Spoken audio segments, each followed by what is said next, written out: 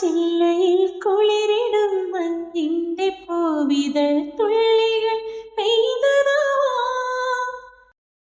അലയുമീ തിന്നലിൻ കരളിലെ തന്ത്രിയിൽ അലസമായി കൈവിരൽ ചേർത്തതാവാം.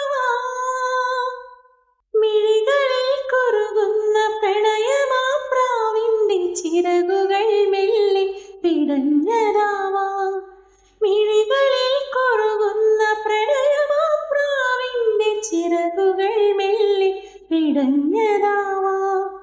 ആരും കൊതിക്കുന്നൊരാൾ വന്നു ചേരുമെന്നാരും സ്വകാര്യം പറഞ്ഞതാവാം.